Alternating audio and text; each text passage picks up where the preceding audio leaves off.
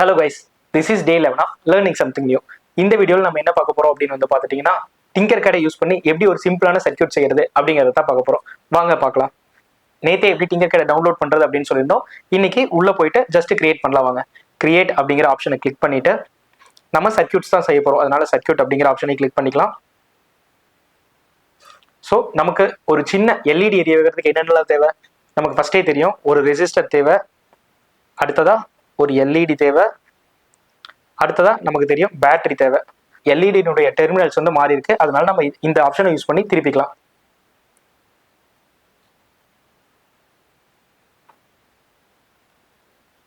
இப்போ ஜஸ்ட் நான் ஒரு ரெசிஸ்டர்ல இருந்து பாசிட்டிவ் டெர்மினலுக்கு ஒரு கனெக்ஷன் கொடுக்குறேன். அதே மாதிரி ரெசிஸ்டர்ல இருந்து எல்இடியோட பாசிட்டிவ் டெர்மினலுக்கு ஒரு கனெக்ட் கொடுக்குறேன்.